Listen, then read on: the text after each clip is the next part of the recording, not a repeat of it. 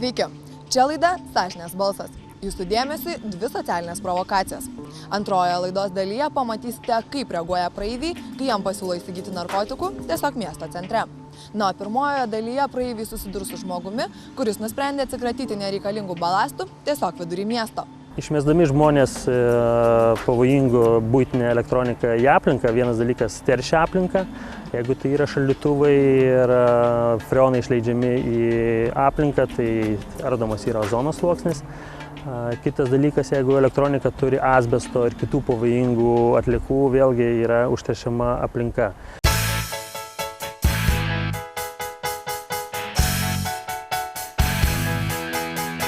Bet kurio didelio miesto centre dažniausiai netrūksta šiukšliadėžių, tačiau vis tiek pasigendama tvarkos, nes yra žmonių, kuriems jį nerūpi. Todėl jie nesivargina nereikalingą balastą vežti į sąvartyną ar atliekų aikšteles ir atsikrato juo bet kur, o šiuo atveju pačiame miesto centre. Įdomu, kokia bus praeivių reakcija. Nustebins? O gal jiems tai normalu arba visiškai nesvarbu?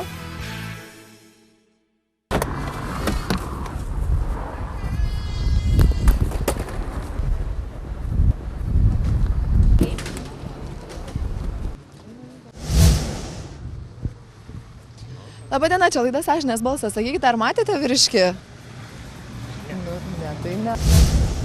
Nepastebėti įvairiais daiktais atsikratančio vyro neįmanoma, nes jis specialiai, kartais neva per skubėjimą, numeta kokį nors daiktą ant žemės, kad triukšmas atkreiptų praeivių dėmesį.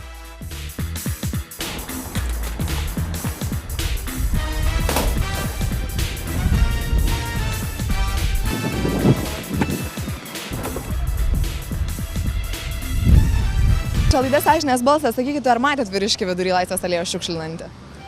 Šiandien? Taip va, kad tik buitinė technika buvo išmetęs į šiukšliadėžę. Mačiau. Nematėte? O jūs ką tik šalia buvot? Nepastebėjau. Nėra jokių abejonių, kad visi pastebi viešosios tvarkos pažeidimą. Tačiau tik atsisuka, pasižiūri ir nueina. Reakcija tikriausiai būtų priešinga, jeigu šiukšlės atsidurtų kieno nors privačioje teritorijoje. Bet miesto centras priklauso visiems ir tuo pat metu niekam. Laida Sąžinės balsas, sakykite, ar matėt vyriškį? Laiko neturiu. Kokį vyriškį? Kuris mėtė buitinę techniką vidury miesto? Matėm. Kodėl niekaip nesureagavot? O tai kaip man sureaguoti? Čia jo reikalas. Sankcijų šiuo momentu gyventojim kaip ir nėra, bet turi tam tikras prievolės gamintojai importuotojai. Šiai dienai jie turi sutvarkyti 44% nuo viso išleidžiamo į Lietuvos rinką atliekų kiekio.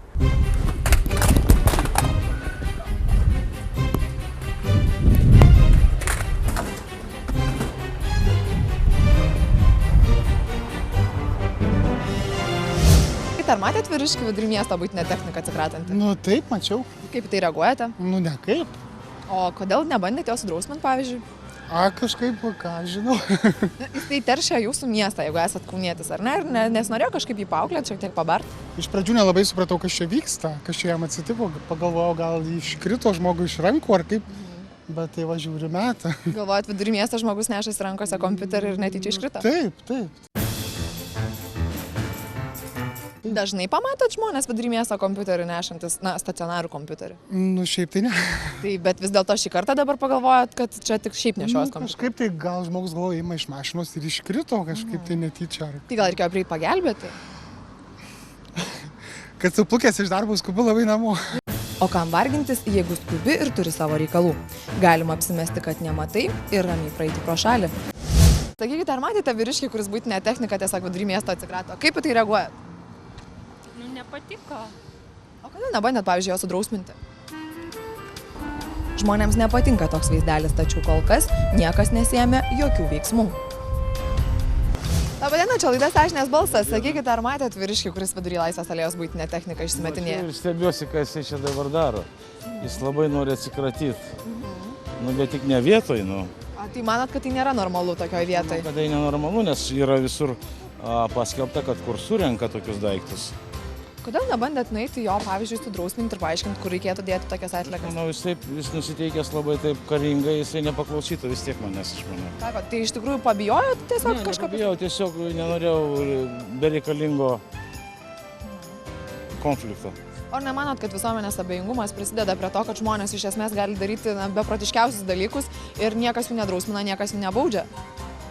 Ne, nemanau taip. Galvojat, kad visuomenė yra abejinga ar neabejinga, vis tiek jų elgesys nesikeis? Visuomenę reikia mokyti. Mokyti, pirmoje eilėje. Galbūt tada pasikeis, jeigu jie priims tą mokymą, nes paprastai nenori jie priimti. Jiems patogiau taip, kaip yra, jie meta bet kur papuola ir... Na, bet jūs esate visuomenės dalis ir, na, kaip ir galėtumėt pats paimti, paauklėti žmogų, bent jau patarimą duoti, kad, na, čia ne vieta. Aš kiek auklėjau jų ir beprasmiška, vienas nieko nepadarysi. Čia turi, mano manimu, čia valstybės valdžios organai turėtų kažkaip tai... Na, tai gal jums programos turi būti kažkokios ar dar kas nors. Tai gal jums tada reikėjo pranešti kažkokiam institucijom dabar pamačius tokį nusižengimą? Aš stebėjausi, aš pas nesupratau, ką jis čia daro. Tiesiog pasimetėt ir nusprendėt niekaip nesureaguoti. Čia galų gale čia nieko tragiško ir nebuvo, nes valo čia tą Laisvės alėją rytoj iš ryto išvalys ir viskas, o gadinti savo nervus, sorry.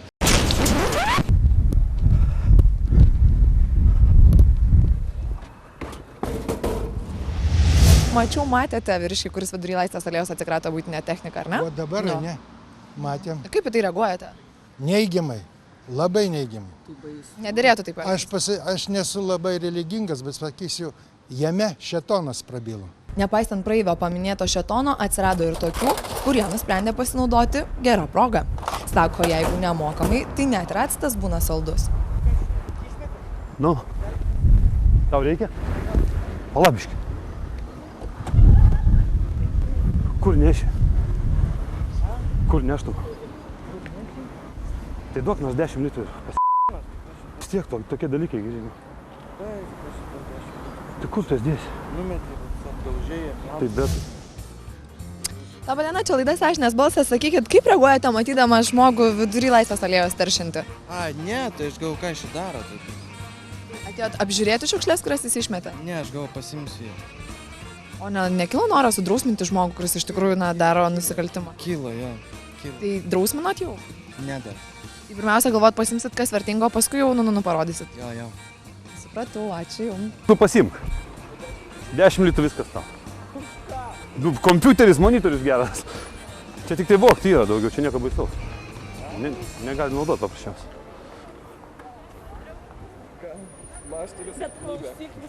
Jis tik tai, kad vogtas. Jie tik tai, kad čia viskas yra vogta, sakau, 10 litrų pasiemat, bet aš negaliu naudoti. Man nesuriš. Tai jūs tu taip... A mus kai suriš, va tai tada... Taigi aš vogiau, ko jūs perginu.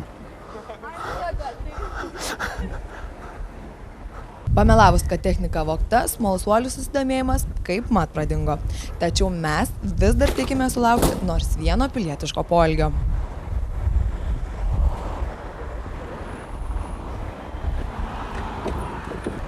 Čia šiukšlių dėžė tai. Tik žiūrėk. Taip, bet čia yra Laisvės alėja.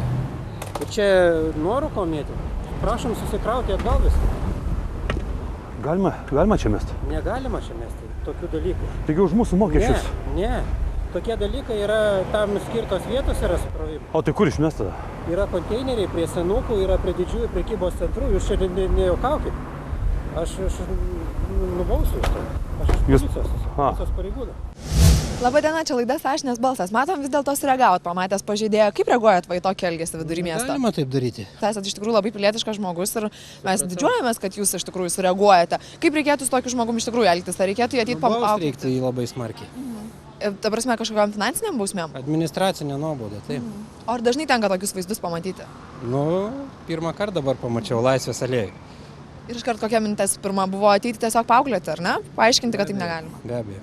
Supratau, tai ačiū, kad sureagavote. Geros jums dienos.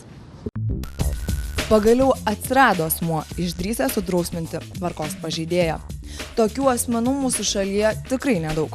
Ypač tokių, kurie, nors ir užsiėmė savo reikalais, skuba šneka telefonu, tačiau išvydę pažeidimą vis tiek suranda laiko prieiti ir padaryti tai, kas priklauso nuo mūsų, tai yra sudrausminti. Išvežti kitur jau, čia Laisvės alėja, kaip čia atrodo? Taigi čia šiukšlių dėžė. Taip, bet jūs pažiūrėkit, ką jūs padarė. Kaip čia atrodo, čia turistai vaikšto. Kur turistai?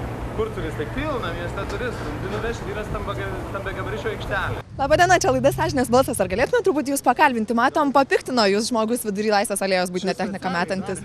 Mes tiesiog norim pažiūrėti, kaip žmonės reaguoja, matydami, kad yra akivaizdus viešosios tvarkos pažeidimas. Kaip jūs su tais reagavot? Blogai, taip negalima daryti. Bandėt paaiškinti žmogui, kažką girdėjom, bandėt paaiškinti, kur reikėtų dėti tokias šiukšles. Yra stambiagabaričių atliekų aikštelė, ten reikia nuvežti ten padangos, kiti dalykai. O kaip manote, dažnai tokių nusižengimų pasitaiko mūsų visuomeniai? Tai aišku, pilna, žmonės abejingi aplinkai. Ir kaip reikėtų su to kovoti? Tai visuomeniškai reikia netylėti, reikia visada pranešti, reikia ir paskųsti, ir paskambinti. Manot, kad visuomenė turėtų įsitraukti, tai ir iš tikrųjų tada būtų viskas žymiai tvarkingiau? Aišku, viskas nuo mūsų priklauso. Šiukšlių bet kur išmesti negalima, žmonės, kad ir komunalinės atliekas turi rūšiuoti, nekalbant jau apie elektronikos atliekas. Elektronikos atliekas gyventojai turi pristatyti tvarkytojams, kurie tas atliekas būtent tvarko, perdirba. Labadiena, ar galėtume truputį jūs pakalbinti? Čia laida Sąžinės balsas. Matėte vyriškį, kuris vidury miesto iš tikrųjų meta buitinę techniką. Kaip į tai reaguojat? Oi, tai labai neigiamai. Jeigu tai pradėsim visi teršti dar ir Laisvės alėją mūsų nuostabę, tai čia jau tikrai negerumai bus. Ar bandėt sudrausminti? Aš pasimiau fotoaparatą ir jis turbūt pastebėjo, kad aš jį fotografuoju ir sureagavo.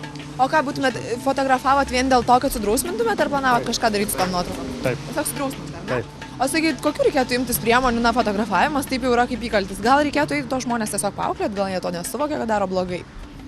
Ne, įvairūs žmonės yra. Ką mes pasižiūrim pamiškės, ką mes matom. Į paežerės pasižiūrim, tiesiog žmonės, sąmoningumo žmonių, turbūt taip pratom taip. Ne visi, aišku, yra žmonių, kurie valo pamiškės, o kiti atvirkščiai teršia. O gal reikėtų apie jį tiesiog pranešti tam tikrom institucijom, kad bent jau nubaustų kažkaip? Turbūt reikėtų. O žinot, kur reikėtų tokias apskritai atliekas dėti? Na tikrai ne Laisvės alėjoje, bet kur? Yra skambitojai, tarnybos, kurie surenka tam tie yra telefonai, viską, kurie surenka panaudotus televizorius, šaldytuvus, prašau, skambi, kad važiuoja į namus, paima viską tvarkingai. Tai žodžiu, reikia tik noro ir viską. Tai taip kaip šitas vyriškis elgtis nederėtų? Na, jokių būdų. Po pertraukėlės pamatysite antrąją situaciją – prekyba narkotikais.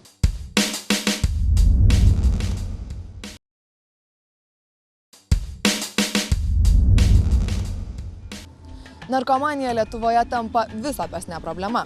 Mes pamėginame įsiaiškinti, ar visuomenė bando su ją kovoti. Iš tikrųjų, tema labai aktuali yra.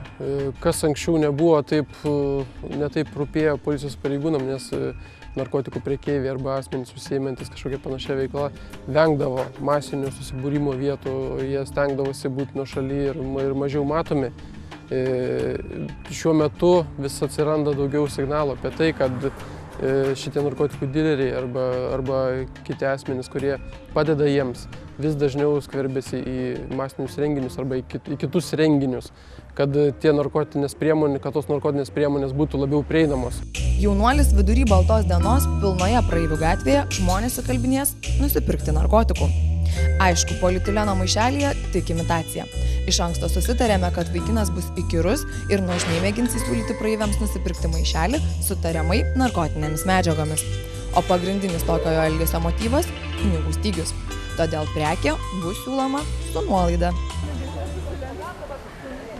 Gal biškį kaifą nenori? Ne, nenoriu. O gal biškį pusgramį kokį nenori kaifą? Nesupratau. Čia labai gerai, žinok, rūšis. Tai gerai, taip pat ir nuvartok. Labadiena, čia laida Sąžinės balsas. Sakyti, jums ką tik buvo pasiūlyta įsigyti narkotikų. Kaip reaguojate tai? Blogai. Ar normalu, vidury miesto, kad tokie dalykai vyksta? Aišku, kad ne.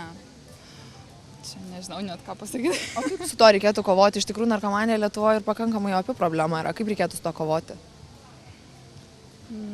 Nežinau, net. Nemanau, kad... Net nežinau, aš tik girdėjusi, kad mokyklose kažkur būna vartoja ar dar kažką, bet pačiai dar neteko į tai įbrist, tai net nežinau. Žiūrėk, nenori? Ne. Kodėl? Davai, akciją šiandien darau. Jaunuolis įkyriai siūlo savo prekę, tačiau dauguma sužinojo, kas tai, sprunka tolyn. Labadiena, čia laida Sąžinės balsas. Sakykim, ką tik buvo pasiūlyta įsigyti narkotikų, kaip į tai reaguojat? Neturiu laiko kalbėti. Pasirodo, žmonės iš tikrųjų ne pirmą kartą įsitikinome, yra abejingi ir pajutę tiesiog pagauti tokioje vietoje, kai išlieka abejingi, nusprendžia pasakyti, jog jie neturi laiko, nors galim dabar matyti, jog moteris niekur neskubėdama, pasivaikščiodama nueina tolyn. Žmonės nebūkite abejingi ir kai jau jūs pagauna, neapsimeskit, kad jūs labai skubat. Narkotinių priemonių prekiavimas, jų turėjimas, gabenimas ir disponavimas jomis numatytas 260 straipsnėje, už kurį atsakomybė numatyta iki 8 metų.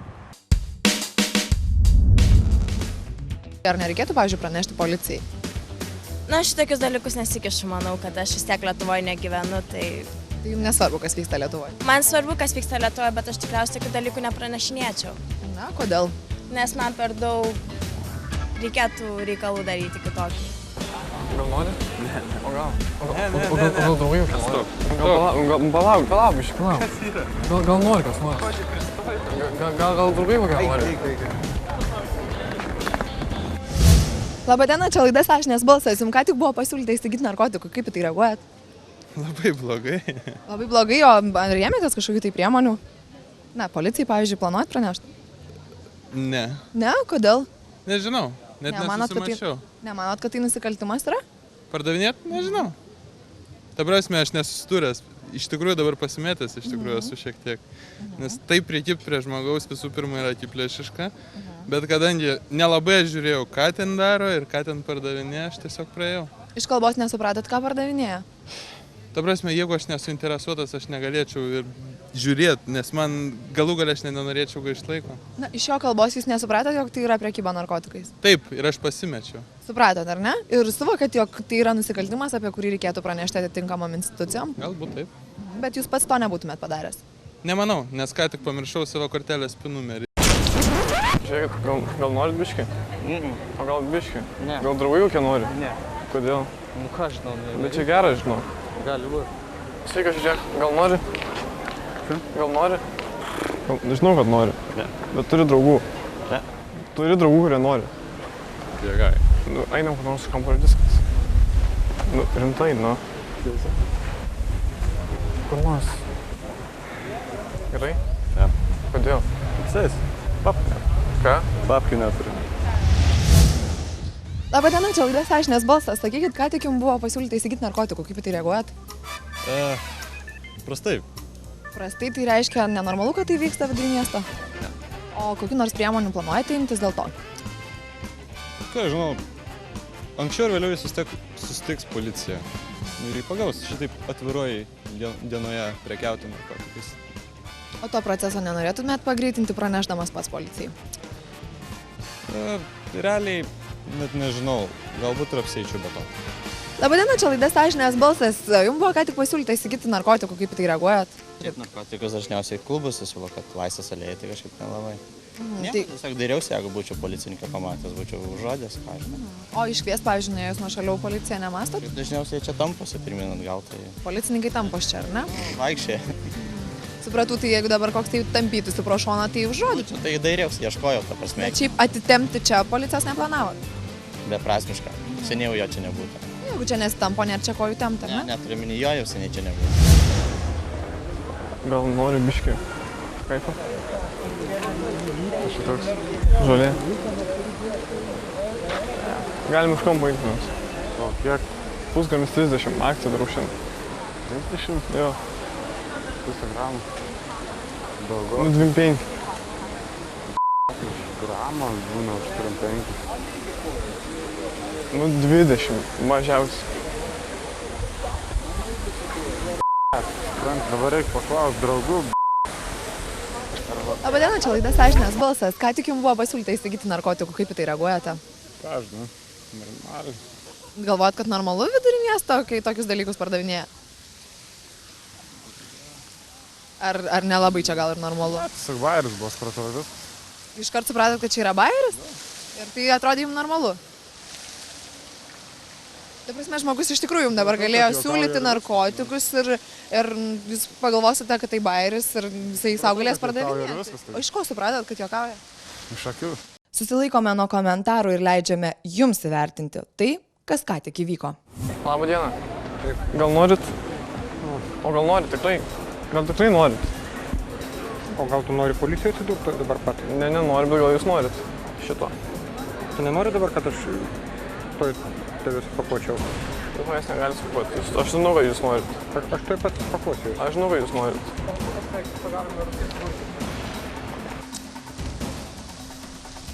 Labadiena, gal galėčiau aš jūs pakalbinti, čia laida Sąžinės balsas. Čia buvo suvaidinta situacija, policijos nereikia kviesti, bet jūs iš tikrųjų kvietėte policiją? Taip.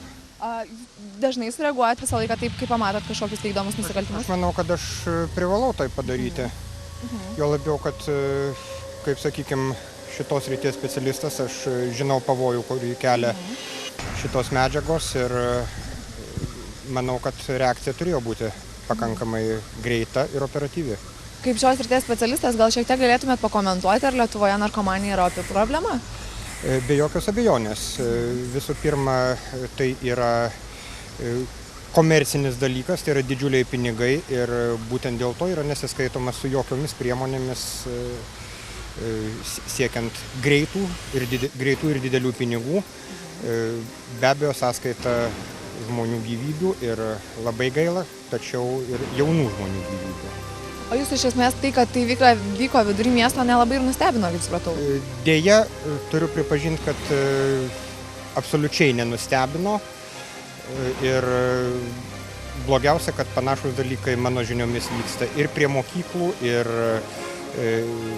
kitose vietose, kur yra jaunimas, tai yra labiausiai pažeidžiama socialinė grupė būtent narkomanijos atžvilgių, užtat be abejo ir mano reakcija buvo.